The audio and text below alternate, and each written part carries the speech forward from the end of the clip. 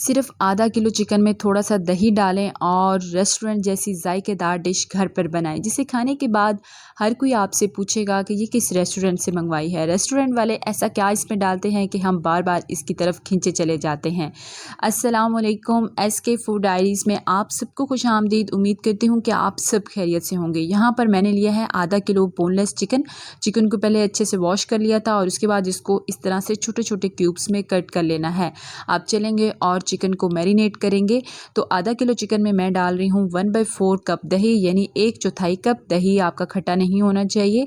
और अब हम इसमें डालेंगे 1 खाने का चम्मच फ्रेश कुटा हुआ लहसुन अदरक का पेस्ट, 1 खाने का चम्मच हम इसमें डालेंगे पिसी हुई लाल मिर्च, आधा चाय का चम्मच हम इसमें डालेंगे नमक, आधा चम्मच भुना और कुटा हुआ खुश्क धनिया, आधा चम्मच कश्मीरी लाल मिर्च जस्ट कलर के लिए, आधा चम्मच हम इसमें डालेंगे भुना और कुटा हुआ सफ़ेद ज़ीरा, आधा चम्मच चाट मसाला और आधा चम्मच हम इसमें डालेंगे पिसा गरम मसाला। अब हमने इस मसाले को चिकन के साथ अच्छे से लगा देना है और आप चाहें तो हाथ का भी इस्तेमाल कर सकते हैं, बस मसाला चिकन के साथ अच्छे से लग जाना चाहिए। इसके बाद हम इसको ढक कर तकरीबन 1 घंटे के लिए मैरिनेट करके रख देंगे। और अब चलेंगे हम नेक्स्ट स्टेप की तरफ। यहाँ पर मैंने लिया है 1 लीटर पानी में एक बॉयल आने लगा है। तो अब हम इसमें डालेंगे तकरीबन 3 कप मैक्रोनी। यहाँ पर मैं एल्बो मैक्रोनी का इस्तेमाल कर रही हूँ, आप चाहें तो कोई और भी इस्तेमाल कर सकते हैं।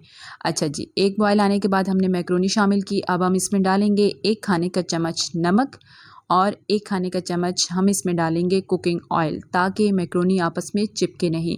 7 से 8 मिनट हमें लगाएंगे इसको पकने में। बिल्कुल मीडियम आंच पर हमने इसको पकाना है जब तक कि ये अच्छे से सॉफ्ट हो जाए। उसके बाद हमने इसको स्टेन कर लेना है और ठंडे पानी से आपने इसको एक दफ़ा गुजारना है ताकि इसका कुकिंग प्रोसेस वहीं पे स्टॉप हो जाए। तो आप देख सकते हैं कि ये कितनी अच्छे से सॉफ्ट हो गई है। और अब हम इसमें डालेंगे 1 खाने का चम्मच कुकिंग ऑयल, अच्छे से मिक्स कर लेंगे ताकि मैक्रोनी आपस में चिपके नहीं, इसी तरह से बिखरी बिखरी सी होगी। ठीक है जी, इसको साइड पे कर लेते हैं। चलते हैं नेक्स्ट स्टेप की तरफ। एक पैन में मैंने डाला है 3 से 4 खाने के चम्मच कुकिंग ऑयल और अब हम लेंगे लहसुन की मैंने पूरी 1 कली ली है और इसको अच्छे तरीके से चॉप कर लिया है। आपने बिल्कुल मीडियम आँच पर इसको पकाना है, हमने इसका कलर चेंज नहीं करना, जस्ट हल्की सी इसमें खुशबू आने लगेगी।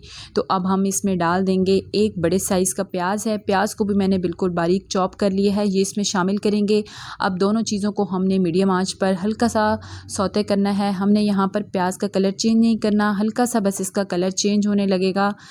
और अब हम इसमें डालेंगे मैरिनेट किया हुआ चिकन, जिसको तकरीबन 1 घंटा मैंने मैरिनेट करके रखा है, ये इसमें शामिल करेंगे और मीडियम आंच पर हम इसको पकाएंगे। यहाँ पर आपने ये ध्यान रखना है कि चूल्हे की आंच तेज़ नहीं होनी चाहिए। अगर आप इस स्टेज पर चूल्हे की आंच को तेज़ रखकर इस चिकन को पकाएंगे तो चिकन इसी स्टेज पर हार्ड हो जाएगा और फिर वो सॉफ्ट नहीं बनेगा। तो आपने बिल्कुल मीडियम आंच पर इस चिकन को तकरीबन 7 से 8 मिनट पकाना है। इससे क्या होगा कि हल्की आंच पर जब चिकन पकेगा तो चिकन बहुत ही अच्छा जूसी बनेगा।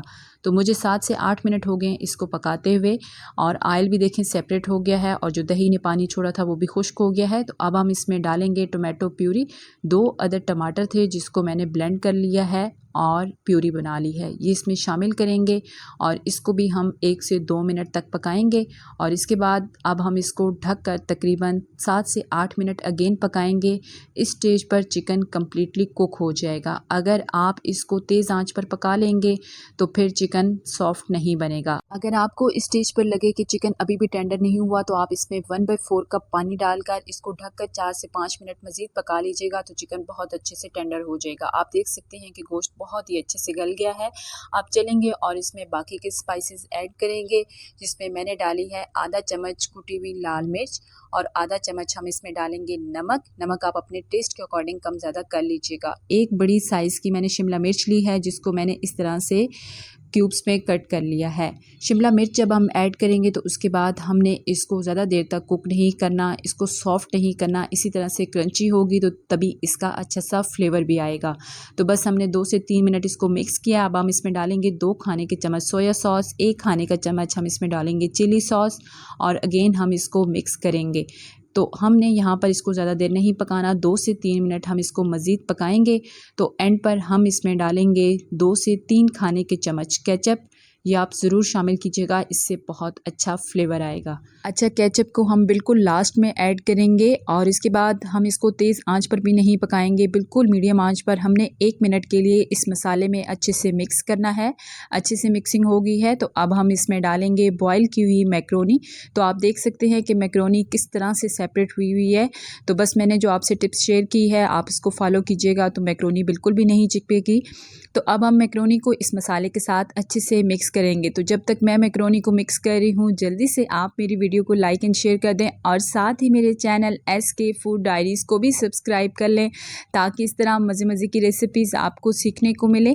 तो आप देख सकते हैं कि मैंने मैक्रोनी को बहुत ही अच्छे से मसाले में मिक्स कर लिया है। बहुत ही यमी और ज़बरदस्त सी चिकन टिक्का मैक्रोनी बनकर तैयार हो गई है और इतनी फ्लेवरफुल बनी है कि अब आपको रेस्टोरेंट जाने की बिल्कुल भी ज़रूरत नहीं होगी। आप इसे बनाएं, आपके घर वाले यकीनी तौर पर खाने के बाद पूछेंगे कि आपने ये किस रेस्टोरेंट से मंगवाई है। इसको खाने के बाद ये हर किसी की मोस्ट फेवरेट डिश बन जाएगी और आपसे फरमाइश पर बनवाई जाएगी। इस रेसिपी को ज़रूर ट्राई कीजिएगा और मुझे अपना फीडबैक भी दीजिएगा। चिकन टिक्का के साथ मैक्रोनी का फ्लेवर बहुत ही ज़्यादा फ्लेवरफुल लग रहा है। चिकन बहुत ही अच्छे से टेंडर और जूसी है, मैक्रोनी भी बिल्कुल 100% कुक है। तो आप इस रेसिपी को ज़रूर ट्राई कीजिएगा। इंशाल्लाह आपको मिलेंगे नेक्स्ट वीडियो में। अपना बहुत सारा ख्याल रखिएगा और मुझे अपनी दुआओं में ज़रूर याद रखिएगा। तब तक के लिए अल्लाह हाफिज़।